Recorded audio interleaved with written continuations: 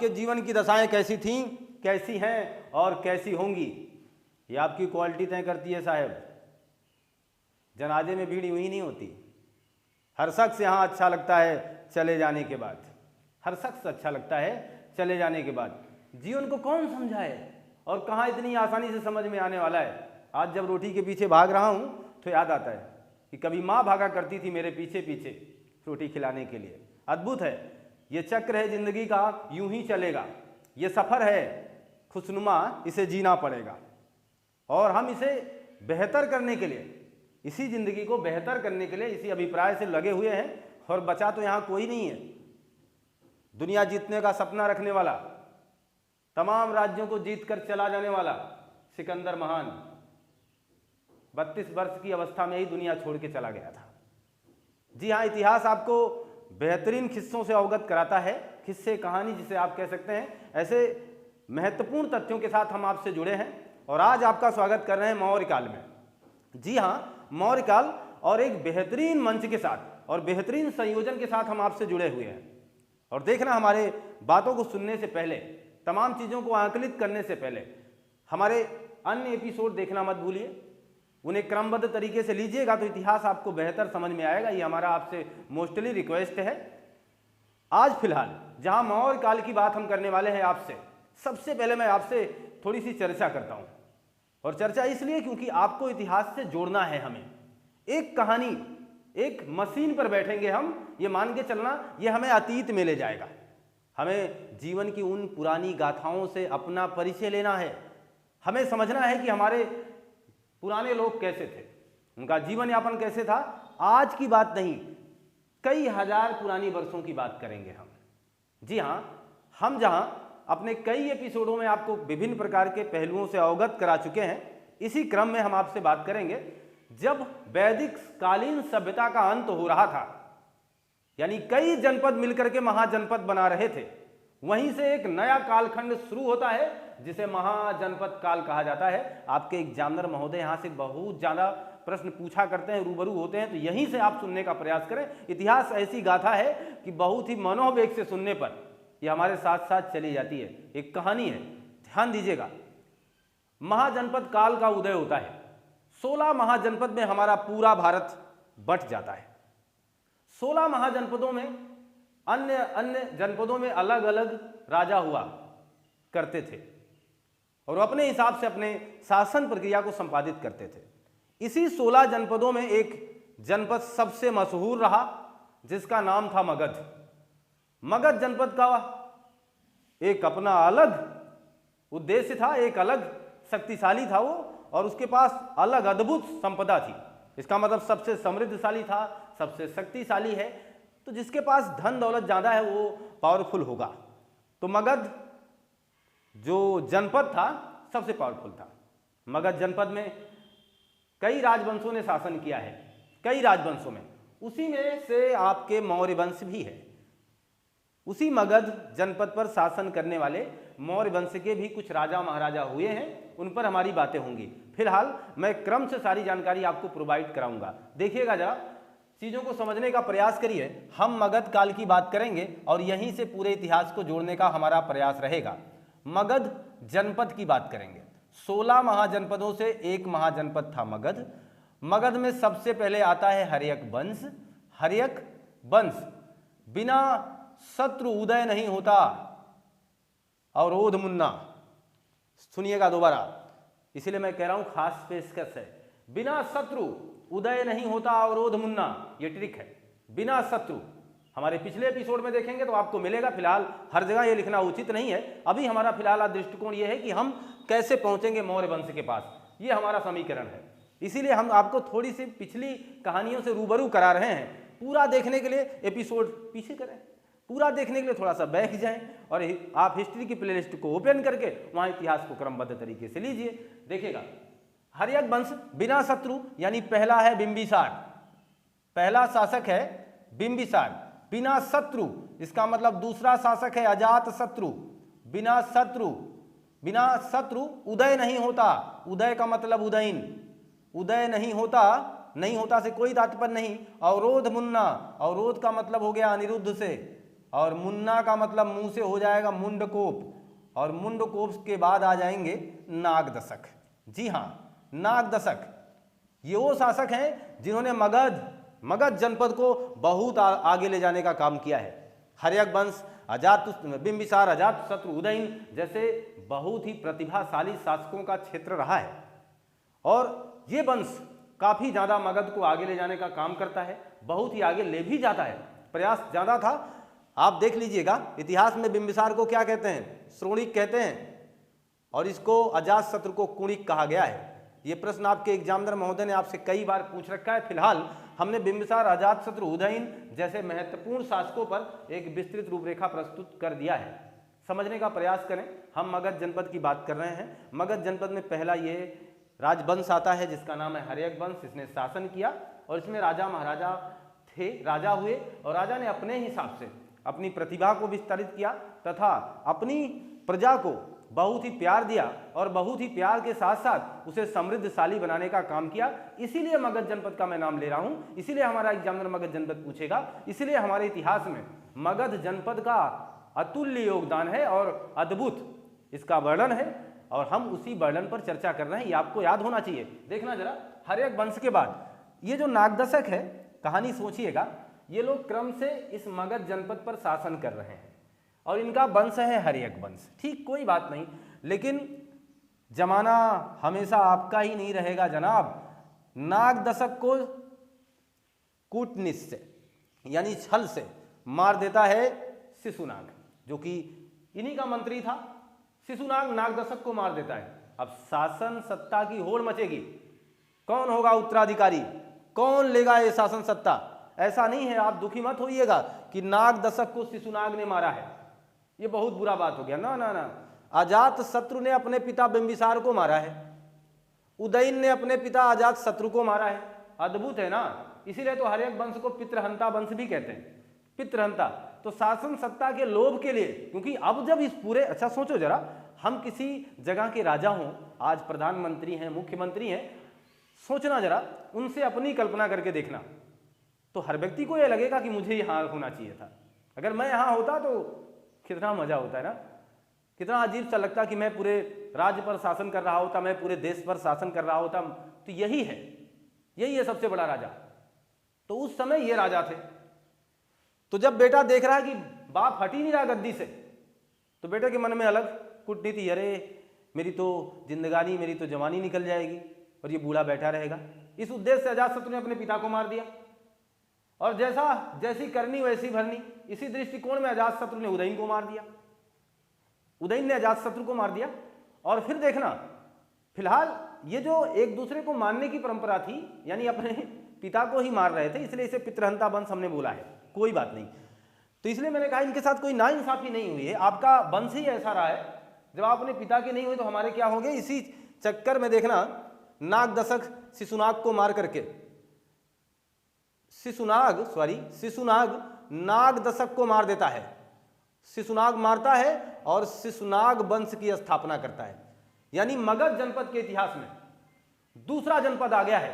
मगध जनपद का इतिहास पूरी तरीके से खुल रहा है। अब मगध जनपद के इतिहास को टच करने के लिए, इस पहलू को छूने के लिए दूसरा जनपद आपके स्क्रीन पर आ गया, और इसका पहला शासक है शिशुनाग। शिशुनाग ने छल से किसे मार दिया है, नागदशक को। शिशुनाग के बाद दूसरा शासक आएगा जिसका नाम है कालाशोक, जिसे इतिहास में काकवर्ण भी कहा गया है। कहानी को समझेंगे, सीक्वेंस बहुत ही बेहतर दे रहा हूं मैं आपको। आगे देखिएगा, आपके पिता ने यानी कालाशोक के पिता शिशुनाग ने छल से मारा है नागदशक को, तो आपके साथ भी भगवान वही काम करने वाला है। यानी कहने का मतलब, जैसे को तैसा, जैसी करनी वैसी भरनी, जो बोएगा वही काटेगा, ऐसे तमाम लोग उक्तियां आपने पढ़ी हुई है। अब देखिएगा, तो कालाशोक को मारेगा कोई, और वो मारने वाला कौन है, महानंदिन। और अब महानंदिन मारेगा और क्या लाएगा, नंदवंश। महानंदिन मार देता है किसे, कालाशोक को। महानंदिन कालाशोक को मार देगा और अब बना देगा नंदवंश। और नंदवंश के आने के बाद देखिए, इनका दूसरा शासक आएगा महापद्मनंद। महापद्मनंद, और सबसे घनघोर शासक आएगा घनानंद। घनानंद, जी हाँ, ये है इतिहास, ये है क्रम मगध जनपद का, ये है चक्र। देखना, शिशुनाग ने किसे मारा है? नागदशक को। कालाशोक को किसने मारा है? महानंदिन ने। छल से मारे हैं, तो सीक्वेंस तो बना है, जैसा कर रहे हैं वैसा इनको फल मिल भी रहा है। बिंबिसार को किसने मारा था? अजातशत्रु ने। अजातशत्रु को किसने मारा था? उदयन ने। इसीलिए इसे पितृहंता वंश कहा गया। तो ऐसे महत्वपूर्ण सत्तारूढ़ शासक शासन करने के बाद फिलहाल एक बात इतिहास में ये मिलती है कि ये जो भी शासक हुए हैं अपने राज्य के लिए बहुत ही बेहतर काम किए हैं, अपने जनपद के लिए इनका काम बहुत ही उच्च रहा है। अब देखना, इतिहास अब यहीं से आपको बुलाएगा। मौर्य वंश आने के पहले मैं आपका थोड़ा सा, अब यहाँ जहाँ तक हम पहले ही पहुँच चुके थे, अब यहाँ से आपका रिकैप पूरा होता है और घनानंद की बात होती है। घनानंद, जो कि विशाख दत्त ने अपना एक रचना लिखा जिसका नाम है मुद्रा राक्षस। मैं सारी बात करूंगा यहीं से, कहानी शुरुआत होगी। विशाख दत्त ने एक रचना की है जिसका नाम है मुद्रा राक्षस। मुद्रा राक्षस है क्या? एक नाटक है। नाटक है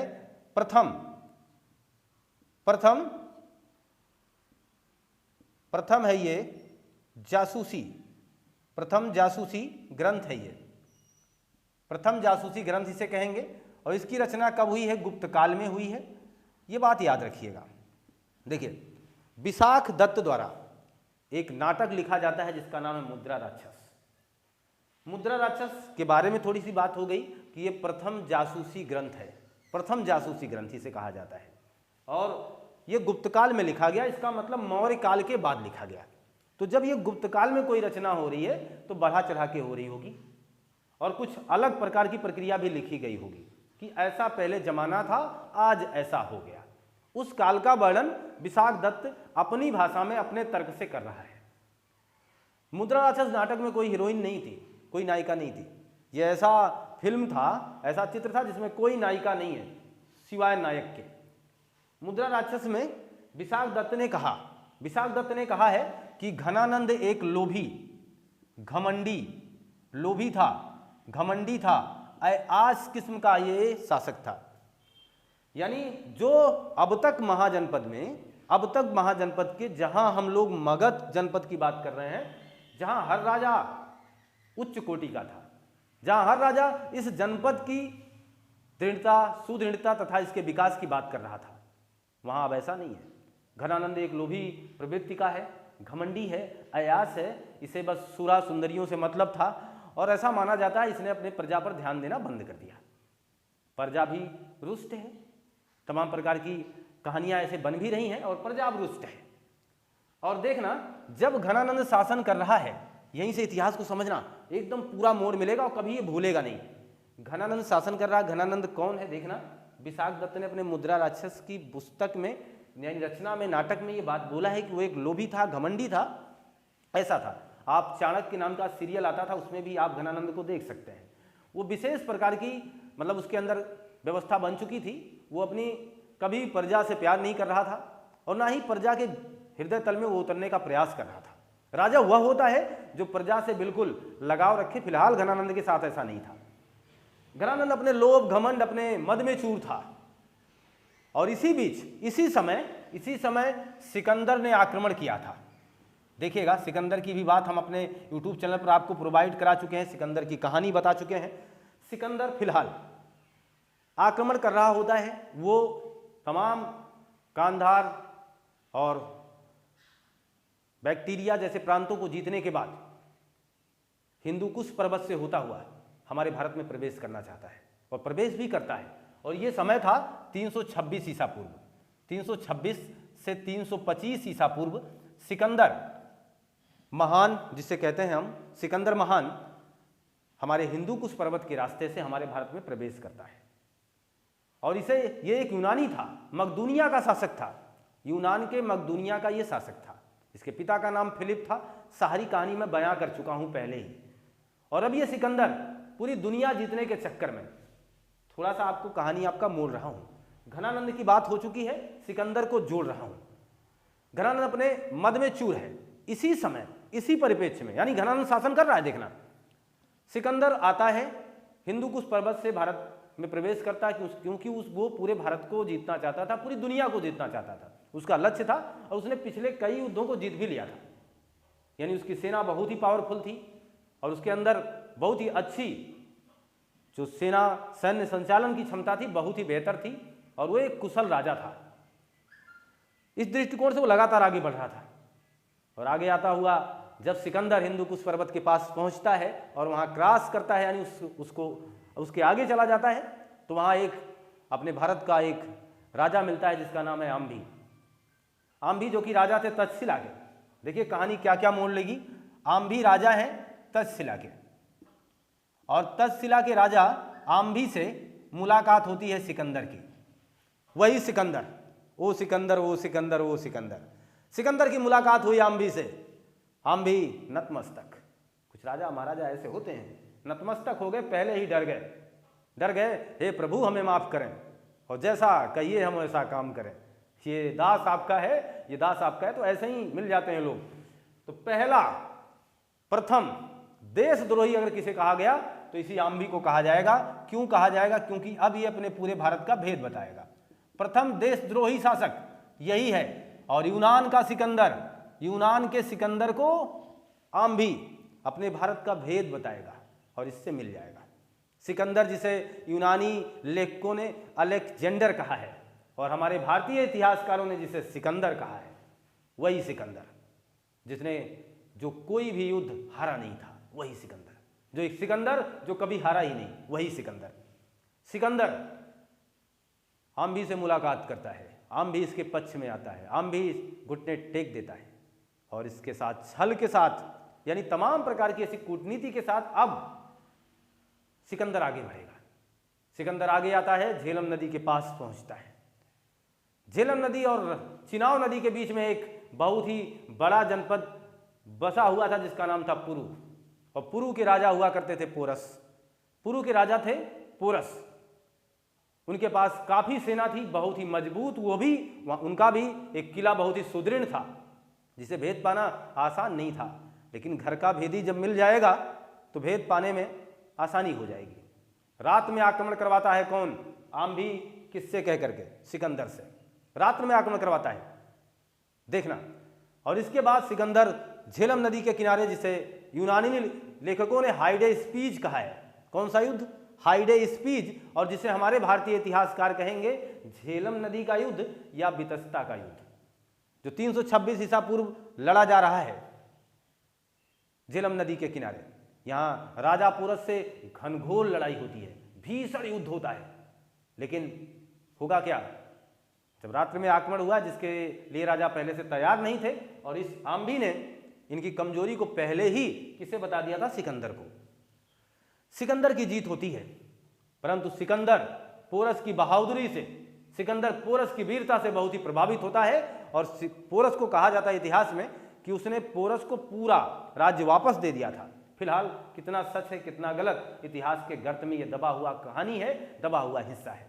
हमारी सोच यहाँ है कि हमने देखा है कि हाइडे स्पीच युद्ध कहाँ हुआ था, किनके बीच में हुआ था, वितस्ता युद्ध किसे कहते हैं, झेलम का युद्ध किसे कहते हैं, और पोरस कहाँ के राजा थे, पुरु क्या था, इन सारी बातों को हम जान चुके हैं। इसी बीच में समझना, जब ये मामला चल रहा है, ये मामला चल रहा है, यही जो तक्षशिला है, इसी तक्षशिला के उस समय आचार्य हुआ करते थे कौटिल्य। आचार्य हुआ करते थे कौन? कौटिल्य। यहाँ के आचार्य हुआ करते थे। कौटिल्य ने जब ये देखा कि सिकंदर इतनी तेजी से आगे बढ़ रहा है और इसके साथ तमाम ऐसे लोग मिले जा रहे हैं, तमाम ऐसे लोग मिले जा रहे हैं, ये तुरंत भाग करके आता है कहाँ? घनानंद के पास, कि ये राजन अपने देश को बचा लो। कहाँ खोए हो, किस मद में डूबे हो, क्यों डूबे हो, जाग जाओ, अपने देश को बचा लो, अपने देश पर संकट आने वाला है। यूनानी लगातार अपने देश की तरफ बढ़ रहे हैं। जब इसने पोरस को पराजित नहीं किया था, उसके पहले की ये बात है। और कौटिल्य ने यह बात 20 सभा में रखी, जो कि घनानंद को बुरा लगा कि जब कोई तुम्हें कह देगा, अगर तुम चोरों को तुम्हें कोई चोर कह के बुलाएगा तो अक्सर आदमी बुरा मान जाएगा। इसी बात को बुरा मान जाता है घनानंद और कौटिल्य को बेइज्जत करता है भरी सभा में। और कौटिल्य वापस आता है। बहरहाल वो सोचता है, वो सोच करके वापस आता है कि मैं तुम्हारी पूरी प्रजा को खुश रखने के लिए तुम्हारा विनाश करूंगा, यानी तुम्हें ही मानना पड़ेगा सिकंदर से पहले। ये कौटिल्य सोचता है।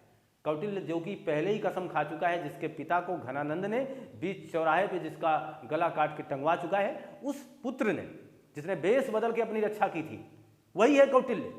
यही है इसकी कहानी। जब ये छोटा था, इसके पिता को मार देता है घनानंद, जिनका नाम चणक था, और पिता के मरने के बाद 14 वर्ष की अवस्था में ये अपने नाम को चेंज करके चाणक्य से विष्णुगुप्त बनता है और किसी तरीके से घनानंद के प्रकोप से बच जाता है। आगे जाकर के ये तक्षशिला में शिक्षा ग्रहण करता है और एक बहुत ही बड़ा शिक्षक बनता है, और अब वो बन चुके हैं आचार्य कौटिल्य। आचार्य कौटिल्य जो कि अर्थशास्त्र लिखने वाले हैं, जिन्होंने अर्थशास्त्र नाम का ग्रंथ लिखा है। और ध्यान देना, अर्थशास्त्र नाम का ग्रंथ जरूर लिखा है, लेकिन वहां कहीं भी चंद्रगुप्त मौर्य का उल्लेख नहीं किया है। इस बात को याद रखिएगा। बहुत ही बड़ी बड़ी बातें यूं ही बोल दी जाती हैं, आप उन्हें नोटबुक पर अपने मस्तिष्क पे सजाने का प्रयास कीजिएगा, पूरी कहानी को शिद्दत से लीजिएगा। एग्जामिनर कुछ भी पूछ सकता है आपसे। अर्थशास्त्र में क्या चाणक्य ने, कौटिल्य ने, विष्णुगुप्त ने, जो तीनों नाम किसी एक ही व्यक्ति के हैं, क्या इन्होंने कभी चंद्रगुप्त मौर्य का जिक्र किया है? कहना नहीं। इन्होंने चंद्रगुप्त मौर्य का अर्थशास्त्र की नामक पुस्तक में कोई भी जिक्र नहीं किया है। क्लियर है? यहां समझिएगा। अब आचार्य कौटिल्य फिर से, यानी एक बार तो ये अपनी प्रतिशोध की ज्वाला में जल ही रहा है, लेकिन दोबारा जब ये ऐसा देखता है तो ये तुरंत वहां से भाग पड़ता है कि अब तो बड़ी दिक्कत है, अगर अब ना जागे हम तो मेरी सारी शिक्षा बेकार है, इस घनानंद को तो हटाना ही पड़ेगा। ये सोच करके कौटिल्य वहां से लौटता है, यानी इस भरे दरबार से जाता है, और जाने के बाद एक चंद्रवर्धन नाम के व्यक्ति से इसकी मुलाकात होती है। चंद्रवर्धन से मुलाकात होती है जिसकी पत्नी का नाम मूरा है। मूरा बहुत ही खूबसूरत, जिसकी कहानी हम आपको पहले भी बयां कर चुके हैं।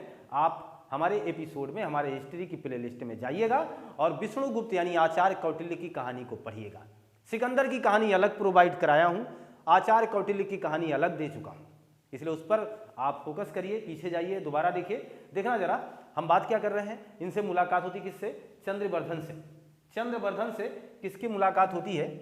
चंद्रवर्धन से मुलाकात होती है आचार्य कौटिल्य की, और इनकी पत्नी का नाम मूरा है। चंद्रवर्धन, ये मूरा, ये एक वृषल कुल के हैं। वृषल कुल के हैं। ये बात कहाँ लिखी गई? वही बात है विशाख दत्त ने लिखी है।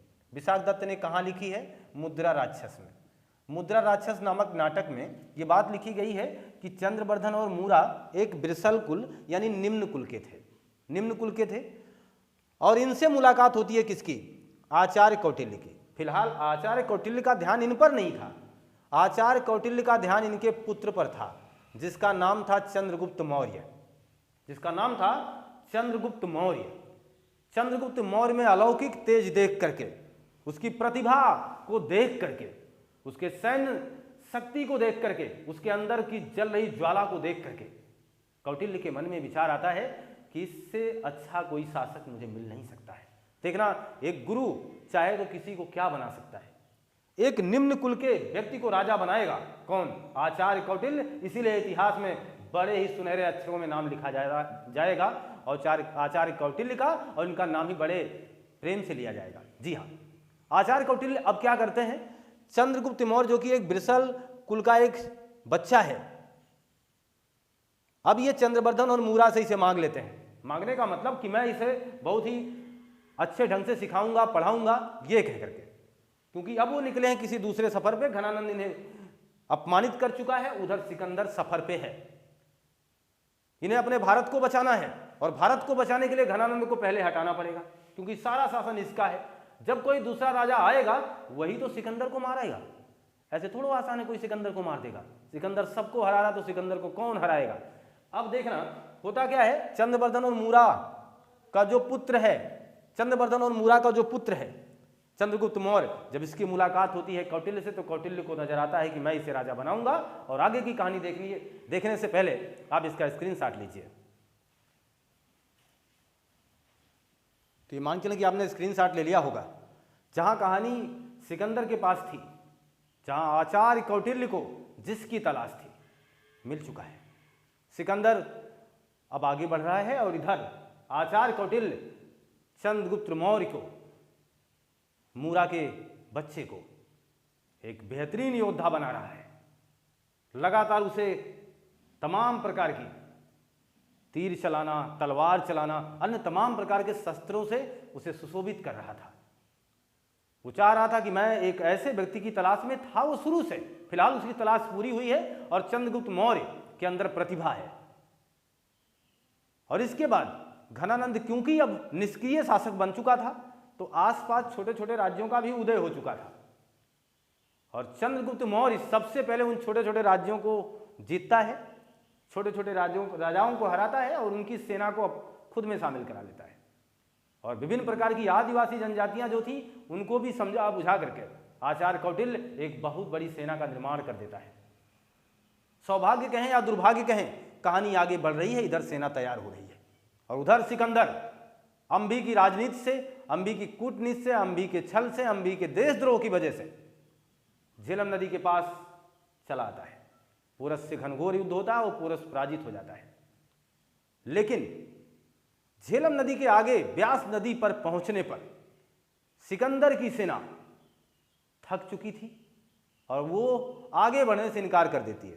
भारतीय इतिहासकार कुछ और कहते हैं, यूनानी इतिहासकार कुछ और कहेंगे। यूनान के राजा सिकंदर यानी अलेक्जेंडर की महानता बताएंगे, क्योंकि नदी में पानी बहुत ज़्यादा था इसलिए सिकंदर आगे नहीं बढ़ा। यहाँ के लोग इसलिए ये बात बोलेंगे क्योंकि अब भारतीय हैं, तो भारतीय मूल के लोग ये बोलेंगे, भारतीय इतिहासकार ये कहेंगे कि सिकंदर पोरस से लड़ते लड़ते थक चुका था। उसने देखा कि पोरस के पास इतनी अद्भुत क्षमता है, इतनी सेना है। तो मगध के बारे में तो सुना ही सुना था कि मगध सबसे बड़ा है, इसके पास तो बहुत ज़्यादा सेना है, घनानंद के पास बहुत ज़्यादा सैन्य पावर है। तो इसकी वजह से सिकंदर वापस चला जाता है। जो भी हो इतिहास में वो देखा जाएगा। फिलहाल कहानी यहीं से बयां होगी कि व्यास नदी से दुनिया जीतने का सपना रखने वाला सिकंदर वापस लौट जाता है। सिकंदर वापस लौटता है और जहां तक्षशिला आप देख पा रहे हैं, जो कि उस समय पाकिस्तान, आज पाकिस्तान, उस समय अफगानिस्तान, पाकिस्तान आदि तमाम ऐसे जो सीमावर्ती देश हैं वो हमारे भारत के अंदर ही आते थे। वहां जाते जाते अपने मुख्य सेनापति सेलुकस निकेटर को वो राजपाट दे देता है और घर की तरफ रवाना हो जाता है कि मैं अन्य अपनी सेना लेकर के जा रहा हूं, यहां का पूरा शासन प्रशासन अब तुम्हारे हाथ में है। ये कहकर के सिकंदर लौट जाता है और सिकंदर लौटता है रास्ते में ही 323 ईसा पूर्व बेबीलोन में। कुछ लोग मस्तिष्क ज्वर कहते हैं और कुछ लोग उसे अन्य तमाम प्रकार के रोगों से भी जोड़ते हैं कि सिकंदर की हो जाती है मौत, सिकंदर मर जाता है। इसलिए मैंने कहा कि जिंदगी का क्या भरोसा है, क्या भरोसा है इस जिंदगी का, साथ देती नहीं है किसी का। सिकंदर जो कि दुनिया जीतना चाहता था, उसकी मौत 323 ईसा पूर्व केवल 32 वर्ष की अवस्था में हो जाती है बेबीलोन में। यानी वो अपने घर भी नहीं पहुंच सका। जो इतना बड़ा साम्राज्य का मालिक था वो अपने घर भी नहीं जा सका, रास्ते में उसकी मौत हो जाती है। तो भारत का एक जो डर रहा होगा, या भारत पे एक जो यूनानी आक्रमणकारी बहुत ही तेजी से आगे बढ़ रहे थे, वहाँ थोड़ी सी शांति मिलती है। लेकिन उसने अपने प्रमुख सेनापति सेलुकस निकेटर को भारत के पाकिस्तान, अफगानिस्तान यानी हिंदू कुश पर्वत के आसपास के क्षेत्रों में राज करने के लिए छोड़ दिया था और वहाँ सेलुकस निकेटर राजा बन के राज कर रहा था। इधर चंद्रगुप्त मौर्य की सेना तैयार हो चुकी है। आचार्य कौटिल्य की अगुवाई में, आचार्य कौटिल्य महामंत्री हैं, बनेंगे आगे चल करके। फिलहाल आचार्य कौटिल्य की अगुवाई में चंद्रगुप्त मौर्य पूरी तरीके से सुसज्जित हो चुका है, एक प्रबल सेना के साथ आगे बढ़ रहा है, तमाम छोटे छोटे राजाओं को जीत लेता है। और अब इसका लक्ष्य था किसका? आचार्य कौटिल्य का, कि किसी तरीके से घनानंद को मारा जाए। कूटनीति, राजनीति, तमाम प्रकार के ज्ञानों से परिपूर्ण आचार्य कौटिल्य कोशिश करते हैं और छल से मार रहे थे लोग भी, पीछे भी आपको पता है, छल से घनानंद को मार देते हैं। घनानंद मर जाता है और घनानंद के मरने के बाद एक अलग वंश आएगा जिसका नाम है मौर्य वंश। मूरा का लड़का चंद्रगुप्त मौर्य मौर्य वंश की करेगा स्थापना। मगध काल का इतिहास अब बदलेगा, क्योंकि घनानंद जहां सो रहा था, अब इतिहास पूरी तरीके से फिर बदलने वाला है। एक प्रतापी शासक के आने के बाद पूरे भारत का नक्शा चेंज होने वाला है। और अब चंद्रगुप्त मौर्य, कहा जाता है कि चंद्रगुप्त मौर्य ने पूरे उत्तर से लेकर के दक्षिण तक, पूरब से लेकर के पश्चिम तक, भारत के कोने कोने तक अपना राज फैला दिया था। तो ऐसा राजा है कि जिसने अपने अपने प्रकाश का लोहा, अपनी क्षमता का लोहा पूरी दुनिया को नुमाया है। तो अब चंद्रगुप्त मौर्य शासन करेगा, मौर्य वंश की स्थापना होगी। लीजिएगा, यहीं से जोड़ रहा हूं अब आपको, 322 ईसा पूर्व की बात है ये। कहानी बिल्कुल समझ में आएगी अब आपको। 323 में मरा कौन है? आपने देखा है कि सिकंदर मर चुका है। और 322 ईसा पूर्व मारा जाएगा कौन? घनानंद। किसके हाथों? घनानंद मारा जाएगा चंद्रगुप्त मौर्य के हाथों, कह सकते हैं। इनकी सेना इन्हें मार देगी, घनानंद मारा जाएगा और अब मौर्य वंश आएगा। तो इसलिए पूछा जाएगा मौर्य वंश के संस्थापक का नाम, तो कहिएगा चंद्रगुप्त मौर्य। और अब महामंत्री के रूप में सुशोभित होंगे कौन? आचार्य कौटिल्य। आचार्य कौटिल्य अब महामंत्री हैं और इनके दृष्टिकोण में राजपाट चलेगा। पहले से ही मैंने कहा तक्षशिला के बहुत बड़े आचार्य थे, बहुत बड़ी जानकारी थी, गुरु थे। तो उन्हें बिल्कुल पता था कि राजनीति क्या है और किस तरीके से एक समाज का विकास किया जा सकता है। समाज का विस्तार किया जा रहा है, विकास हो ही रहा है। देखना जरा, आपने घनानंद को मारा है तो ऐसा नहीं था, राजा महाराजा बहुत ही निर्दयी नहीं थे उनके। देखना, घनानंद के जो पिता थे जिनका नाम था महापद्म नंद, जिन्होंने सबसे पहले कलिंग को जीता था, महापद्म नंद। याद रखिएगा, सारी बातों पर चर्चा मैं पहले कर चुका हूं, इसलिए मैं इस पर थोड़ा सा अब केवल मौखिक बात कर रहा हूं, लिखित में नहीं। तो जब घनानंद मारा जाता है तो महापद्म नंद की बात मैं इसलिए कर रहा हूं, सोचना जरा। घनानंद मर गया, ऐसा नहीं है कि चंद्रगुप्त मौर्य को इसके परिवार से ही नफरत हो गई, नहीं। घनानंद को मार दिया गया, लेकिन इसकी एक पुत्री थी, किसकी? महापद्म नंद की, जिसका नाम था दुर्धरा। इसका मतलब दुर्धरा अगर पुत्री है तो घनानंद की ये बिल्कुल हुई बहन। दुर्धरा से चंद्रगुप्त मौर्य शादी कर लेता है। राजा है, अब ये जहां खूबसूरती देखेंगे वहां हाथ मारेंगे। दुर्धरा से क्या कर लेता है? ये शादी कर लेता है। इसका मतलब दुर्धरा को एक जीवन मिल जाता है बेहतर। राजा के साथ शादी होता है, राजा के घर में पली बड़ी दुर्धरा अब चंद्रगुप्त मौर्य के द्वार चली, चंद्रगुप्त मौर्य के घर चली आती है। इसका मतलब चंद्रगुप्त मौर्य की महारानी बनकर के राज करती है। और आगे की प्रक्रिया लगातार बढ़ेगी। इसके पहले हम लोग थोड़ा सा चंद्रगुप्त मौर्य के बारे में भी जान लेते हैं कि जिसने मौर्य वंश की स्थापना की है, घनानंद को मार करके, जिसने दुर्धरा से आगे चल करके शादी की है, वाकई में वो है क्या, वो कौन था? और मैंने इस पर बात भी किया। इनके पिता का नाम क्या था? चंद्रगुप्त मौर्य के पिता का नाम चंद्रवर्धन। माता का नाम मूरा। माता का नाम मूरा। पत्नी आपके स्क्रीन पर, पत्नी दुर्धरा। पत्नी कौन है? दुर्धरा। अभी एक पत्नी और मिलेगी, फिलहाल अभी यही सोचिए, पिता चंद्रवर्धन है और माता मूरा है, पत्नी दुर्धरा है। ये चंद्रगुप्त मौर्य अखिल भारतीय समाज की स्थापना करेगा। अखिल भारतीय समाज की स्थापना। ऐसा क्यों कह रहे हैं हम? क्योंकि ये पूरी दुनिया ना जीत करके, लेकिन अपने पूरे भारत को तो जीतेगा। भारत में एक छत्र राज्य करेगा कौन? चंद्रगुप्त मौर्य। अखिल भारतीय समाज की स्थापना, यानी पूरा भारत एक है, ऐसा करने वाला पहला प्रतापी शासक है। इसीलिए पहला, इसे इतिहास कहता है, हमारे इतिहासकार कहते हैं कि चंद्रगुप्त मौर्य प्रथम ऐतिहासिक शासक है। आप तैयार रहिएगा प्रश्न के जवाब देने के लिए। तो कभी भी आ जाए कि प्रथम ऐतिहासिक शासक किसे कहा जाता है? प्रथम ऐतिहासिक शासक चंद्रगुप्त मौर्य को कहा जाएगा, प्रथम ऐतिहासिक शासक कहा जाएगा। और ये यूनानों से, यूनानी जो शासक जो आक्रमण कर रहे हैं, इसीलिए उनसे छुटकारा दिलाएगा आपको, इसलिए इसे प्रथम मुक्तिदाता भी कहा जाता है। यूनानी आक्रमणकारियों से कौन? चंद्रगुप्त मौर्य हमारे भारत को मुक्ति दिलाता है, इसलिए इसे प्रथम मुक्तिदाता भी कहा जाता है। ठीक, क्लियर है? जिसे हम चंद्रगुप्त मौर्य कह रहे हैं, यूनान के इतिहासकार इसे कुछ और कहते थे। देखना, जो यूनानी है इसी को क्या कहते थे? सेंड्रोकोट्स, कोटस कहिए, सेंड्रोकोटस और एंड्रोकोटस। सेंड्रोकोटस और एंड्रोकोटस, ये कौन नाम दिया है? किन्होंने? यूनानी इतिहासकारों ने ये नाम रखा है। किसका? चंद्रगुप्त मौर्य का। तो चंद्रगुप्त मौर्य का यह भी नाम याद रखिएगा, चंद्रगुप्त मौर्य का ये नाम है। चंद्रगुप्त मौर्य का किसने रखा है? यूनानी लेखकों ने ये काम किया है, यूनानी इतिहासकारों ने ये बात मानी है कि इसका नाम सेंड्रोकोट्स है और एंड्रोकोट्स है। और इस बात की पुष्टि की है किसने? विलियमसन ने 1793 ईस्वी में। विलियम जोन्स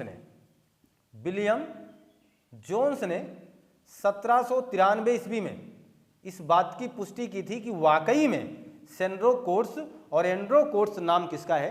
चंद्रगुप्त मौर्य का। तो एक मोटा मोटा परिचय हम लोग प्राप्त कर चुके हैं चंद्रगुप्त मौर्य के बारे में कि चंद्रगुप्त मौर्य के पिता चंद्रवर्धन है, ये है, और इनके चंद्रगुप्त मौर्य के गुरु तो आप कह सकते हैं कि सर कौन है? कौटिल्य है, जिन्होंने इन्हें सब कुछ सिखाया है। एक ये बिरसल कुल के हैं, ये बात विशाख दत्त ने लिखी है, मुद्रा राक्षस में यह बात पहले ही बता चुका मैं। तो चंद्रगुप्त मौर्य जिनकी बात हो रही है, कहानी आगे बढ़ेगी। अब देखना, अब ये जब पूरे भारत को मुक्ति दिलाना चाहता है किससे? यूनानी शासकों से, तो इसे तो लड़ाई लड़नी पड़ेगी, इसे अपने क्षेत्र का विस्तार करना ही करना पड़ेगा। इसी कड़ी में इसे पता चलता है किसे? इस चंद्रगुप्त मौर्य को यह बात पता चलती है कि सेलुकस निकेटर, यानी काफी दिनों तक शासन सत्ता संभालने के बाद, काफी दिनों तक शासन चला लेने के बाद, यानी 322 ईसा पूर्व की बात यह है, और हम बात कर रहे हैं कब की? 305 ईसा पूर्व की। इसे पता चलता है कि सेलुकस निकेटर हम पर आक्रमण करना चाहता है। वही सेलुकस निकेटर जिसे सिकंदर छोड़ के गया है, जो सिकंदर का प्रधान सेनापति हुआ करता था, आक्रमण करना चाहता है। लेकिन चंद्रगुप्त मौर्य इस बात को जानता है, आचार्य कौटिल्य की बेहतरीन कूटनीति और राजनीति की मदद लेकर के, सहारे से चंद्रगुप्त मौर्य खुद ही आक्रमण कर देता है सेलुकस निकेटर पर कि तुम मुझे क्या मारोगे, मैं तुम्हें खुद ही मार दूंगा। और ये आक्रमण करता है और सेलुकस निकेटर पराजित हो जाता है 305 ईसा पूर्व में। ध्यान देना, बात कर रहे हैं किसकी? सेलुकस निकेटर की। सेलुकस निकेटर जो कि प्रधान सेनापति किसका? सिकंदर का। सिकंदर का प्रधान सेनापति था, जो तक्षशिला का राजा था। सेलुकस निकेटर को 305 ईसा पूर्व कौन पराजित करता है? चंद्रगुप्त मौर्य। चंद्रगुप्त मौर्य पराजित कर देता है। लीजिए, पराजित किया है, सेलुकस निकेटर हार गया है। कहानी समझ में आ रही कि नहीं आ रही? सोचो जरा, मैं कहाँ से उठा हूँ, कहाँ चल रहा हूँ। आचार्य कौटिल्य ने एक बच्चे को राजा बना दिया है, घनानंद को मार दिया है। उस बच्चे का थोड़ा सा परिचय मैंने आपको दे दिया है, जो हमारे एग्जामिनर महोदय हमसे पूछा करते हैं। हमारी कहानी आगे बढ़ रही है। सेलुकस निकेटर 305 ईसा पूर्व एक काल्पनिक अवधारणा, एक विचार रख करके ये सोचता है कि मैं चंद्रगुप्त मौर्य को मारूंगा और मैं शासन करूंगा। ये भनक लग जाती है चंद्रगुप्त मौर्य को, जिसका गुरु इतना खतरनाक हो, इतना समृद्धशाली हो और इतना बड़ा ज्ञाता हो, उसको इतनी आसानी से कौन मार सकता है। चंद्रगुप्त मौर्य को आचार्य कौटिल्य तमाम प्रकार की कूटनीति पहले ही सिखा चुका था। ये लोग पहले ही, इसने कहा उसका इंतजार ना करो, दुश्मन हम पे हमला करे, इस बात का बिल्कुल इंतजार ना करो, पहले ही हमला कर दो, जिससे उसे तैयारी करने का मौका ही ना मिले। चंद्रगुप्त मौर्य सेलुकस निकेटर पर हमला कर देता है। और कब की बात है? 305 ईसा पूर्व की बात है। और राजा कब बना है देखना, 322 ईसा पूर्व की बात है, यानी काफी बड़ा शासन कर चुका है। और अब इसने सेलुकस निकेटर को हरा दिया है। सेलुकस निकेटर हारने के बाद हाथ जोड़ लेता है, यानी पैरों पर पड़ जाता है कि मुझे माफ करें सरकार, जो भी लेना हो ले लीजिए। चंद्रगुप्त मौर्य सोचो जरा क्या लेंगे। राजा की पहली ख्वाहिश क्या? सेलुकस निकेटर की एक खूबसूरत पुत्री थी जिसका नाम था हेलेना। देखना, सेलुकस निकेटर की खूबसूरत पुत्री हेलेना से चंद्रगुप्त मौर्य शादी करेगा। हेलेना से शादी करेगा, सेलुकस निकेटर को माफी दे देगा और दहेज में क्या लेगा देखना, काबुल, कंधार, बलूचिस्तान, लीजिए बहुत बड़े प्रांतों का मालिक बन जाएगा चंद्रगुप्त मौर्य। बलूचिस्तान, हेरात, ये कहाँ मिल गया इसे? दहेज में। लीजिए, सेलुकस निकेटर को हराने के बाद उसकी पुत्री, यानी देखना एक तो दुर्धरा को मैंने बताया था, अब यहां आप जोड़ सकते हैं एक दूसरी पत्नी आ गई है जिसका नाम है हेलेना। सेलुकस निकेटर को हरा देता है, उसकी पुत्री से शादी करता है जिसका नाम था हेलेना, दहेज में इतने बड़े साम्राज्य का मालिक बन जाता है। यही इच्छा थी और यही प्रकाष्ठा थी एक बेहतरीन राजा की। कुछ भी करना पड़े, चाहे पुत्री लाना पड़े, चाहे दूसरी शादी करनी पड़े, मजा ही मजा था इनका, चाहे कई शादी करनी पड़े करूंगा, लेकिन मुझे राज्य मिलना चाहिए। ये बात क्लियर है। अब देखना, सेलुकस निकेटर अब तो रिश्तेदार हो गए हैं ना चंद्रगुप्त मौर्य के। चंद्रगुप्त मौर्य के रिश्तेदार हो गए हैं सेलुकस निकेटर। पहली ऐसी शादी ये विदेश के हैं, यूनान के हैं। तो पहली प्रथम अंतरराष्ट्रीय शादी किसे कहोगे आप? यही है ना। तो हेलना से जो शादी होती है ना, हमारे इतिहासकार इसे प्रथम अंतरराष्ट्रीय शादी कहते हैं। प्रथम अंतरराष्ट्रीय शादी, अंतरराष्ट्रीय शादी है ये। प्रथम अंतरराष्ट्रीय शादी कौन है? चंद्रगुप्त मौर्य की हेलना के साथ है। शादी हो जाती है, दहेज में तमाम प्रकार की ये मिल ही जाता। हमारे सेलुकस निकेटर जो कि यूनान के थे, अब ये रिश्तेदार हो गए हैं, ससुर जी बन गए हैं। और अब सुनो ससुर जी, अब जिद छोड़ो, मान लो मेरी बात, काबुल, कंधार, बलूचिस्तान, हेरात जाएगा मेरे साथ। ऐसा सोच करके सब कुछ ले गए चंद्रगुप्त मौर्य। सेलुकस निकेटर को एक छोटा सा राज्य दे करके कि आप इतना अपना काम चलाओ, हमारे ससुर हो तो इतना काम चलेगा, यहीं रहो। ये कह करके चंद्रगुप्त मौर्य वहां से निकल आता है, अपना पूरा शासन प्रशासन ले लेता है।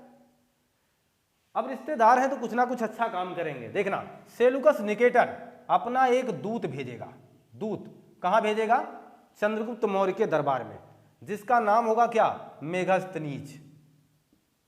मेघस्तनीज नाम का दूत भेजेगा, जो चंद्रगुप्त मौर्य के दरबार में 304 ईस्वी से ईसा पूर्व से लगाकर 298 ईसा पूर्व तक रहेगा। ये लीजिए मेघस्तनीज। देखना, बहुत बड़ी कहानी जोड़ रहा हूं। सेलुकस निकेटर जो हमारे अब रिश्तेदार हैं, वो एक दूत भेज रहे हैं।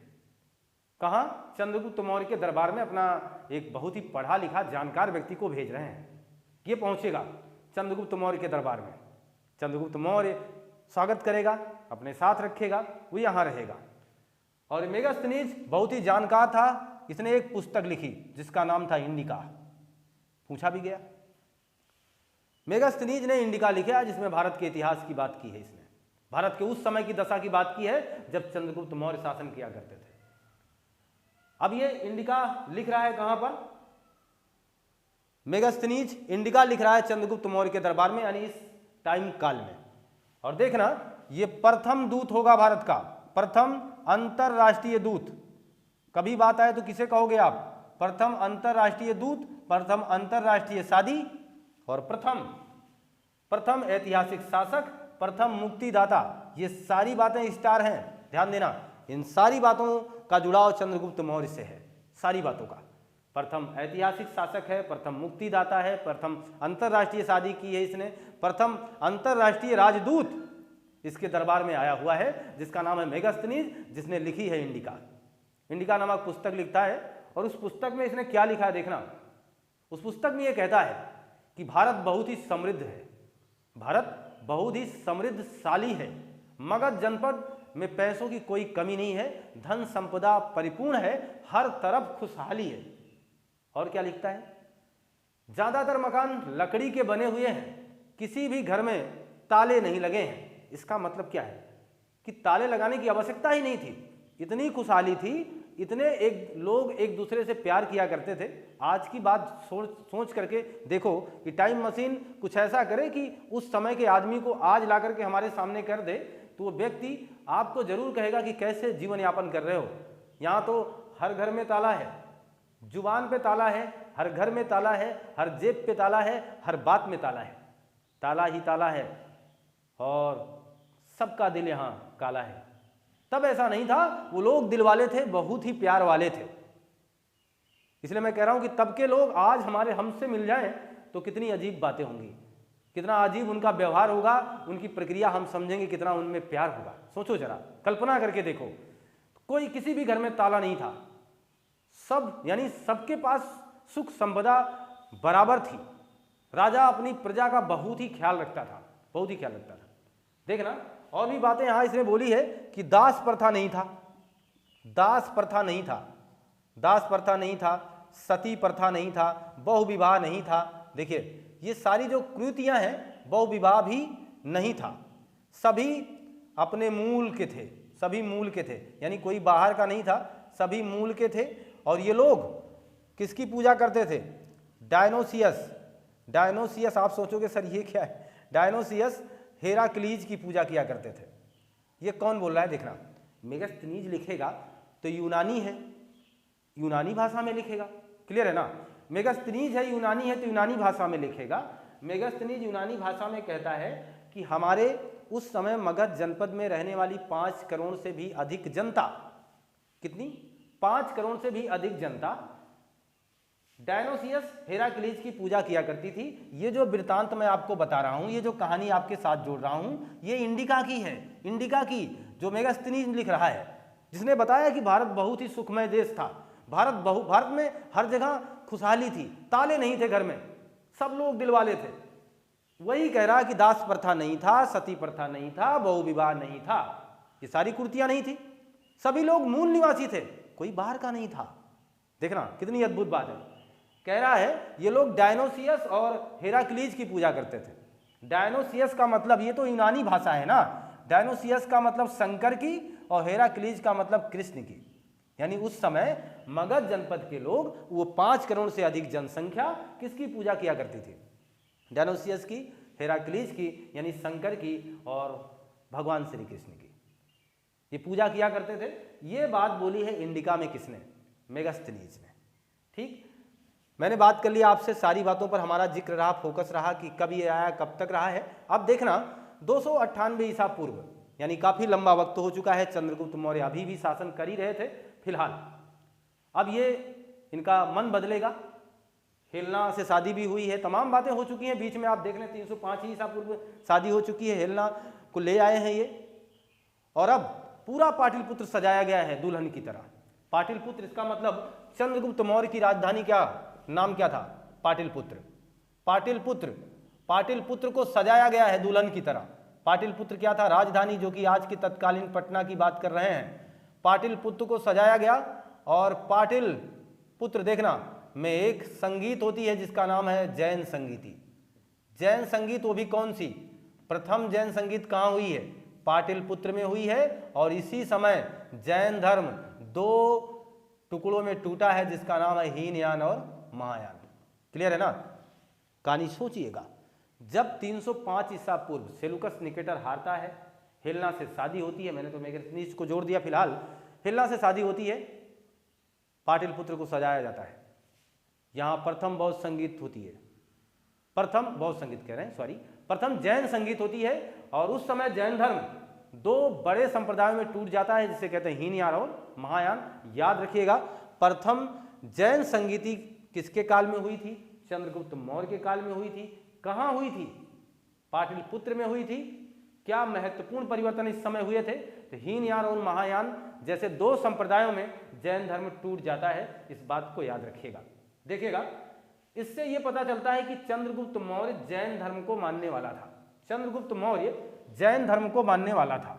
इससे यह पता चलता है कि चंद्रगुप्त मौर्य किसे मानने वाला था, जैन धर्म को मानने वाला था। और अब 298 ईसा पूर्व की बात कर रहा हूं, भद्रबाहु नाम के जैन, देखिएगा ये एक नाम लिखूंगा जिनका नाम है भद्रबाहु। भद्रबाहु, जिनको कहेंगे जैन मुनि, जैन मुनि थे। भद्रबाहु के साथ, जैन मुनि के साथ 298 ईसा पूर्व ये कर्नाटक के श्रवण बेलगोला जाते हैं। कर्नाटक के श्रवण बेलगोला जाते हैं, बेलगोला जाएंगे, वहां एक पर्वत होगा जिसका नाम है चंद्रगिरी। चंद्रगिरी पर्वत पर ये संलेखना, सारी बात याद रखेंगे आप, संलेखना विधि से, पद्धति से, जिसे हम जैन धर्म में संथारा कहते हैं, इसी संलेखना को जैन धर्म में क्या कहा जाता है, संथारा कहा जाता है। इस पद्धति से चंद्रगुप्त मौर्य अपने प्राण को त्याग देते हैं। सोचिएगा, देखिए राजा महाराजा जिनका होता क्या है, जब हमारे कार्य दायित्व पूरे हो जाते हैं तो हम दुनिया से विदा हो ही जाते हैं। चंद्रगुप्त मौर्य को लगा कि अब हमारे शासनकाल पूरे हो चुके हैं, अब हमारे बच्चे हैं, बिंदुसार आएगा, वो सब लोग अब शासन सत्ता को संभालेंगे, और इन्हें लगता है कि अब हमारा सफर हो चुका है। 298 ईसा पूर्व ये कहानी बता रहा जहां तक मेगास्थनीज था। 298 ईसा पूर्व चंद्रगुप्त मौर्य एक जैन मुनि के साथ, जिनका नाम भद्रबाहु था, उनके साथ श्रवण बेलगोला जाते हैं। आखिरी क्षण है, अक्सर लोग भक्ति का रास्ता अपना ही लेते हैं और ये जाते हैं श्रवण बेलगोला, जो कि आज के कर्नाटक में। वहाँ एक पर्वत जिसका नाम चंद्रगिरी, वहाँ संलेखना पद्धति से, जिसे जैन धर्म में संथारा कहा जाएगा। संलेखना पद्धति का मतलब समझ रहे हैं? अन्न का त्याग कर देना, कुछ खाएंगे नहीं। जब कई दिन कुछ नहीं खाओगे तो मर तो जाओगे ना। तो संलेखना पद्धति से, जब ना कुछ खाना है ना कुछ पीना है, तो इसी को संलेखना पद्धति कहते हैं। जैन धर्म में इसे संथारा कहते हैं। इस महत्वपूर्ण क्रियाकलाप से, इस महत्वपूर्ण विधि से चंद्रगुप्त मौर्य ने इस दुनिया को अलविदा कह दिया। यह थी चंद्रगुप्त मौर्य की कहानी, जो आपको मौर्य वंश में मिल चुकी है। मौर्य वंश की आगे की कहानी आप देख पाएंगे दूसरे एपिसोड में। फिलहाल आप इसका स्क्रीनशॉट ले लीजिए।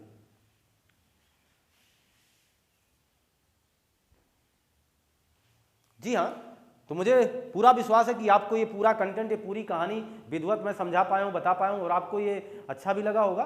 चंद्रगुप्त मौर्य के बाद मौर्य वंश आगे चलेगा। अभी तो आपका सामना बिंदुसार से होगा, अभी तो आपका सामना महान सम्राट अशोक से होगा। इसका मतलब हुआ कि हमें कहानी अब समझ में आ रही है। हम बड़ी दिलचस्पी से पूरी कहानी को जोड़ रहे हैं। हम वैदिक कालीन सभ्यता से महाजनपद काल के उदय होने तक वहाँ के अन्य तमाम प्रकार के वंशों को, तमाम प्रकार के शासकों को देखा है कि किस तरीके से चंद्रगुप्त मौर्य ने घनानंद को मारा है। आचार्य कौटिल्य का रोल क्या था, चंद्रगुप्त मौर्य ने सेलुकस निकेटर को कब हराया है और उसकी पुत्री से कब शादी की है, दहेज में क्या क्या ये ले आया है। सारी कहानी से हम रूबरू रहे।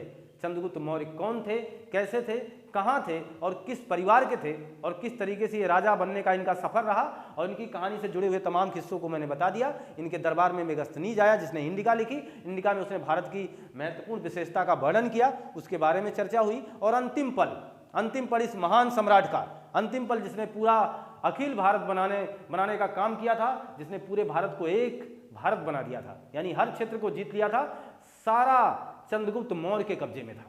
उस सम्राट ने अब दुनिया को अलविदा कहा है, दुनिया से विदाई ले लिया है और कहाँ गया है, एक जैन मुनि के साथ कर्नाटक के श्रवण बेलगोला में चंद्रगिरी पर्वत पर।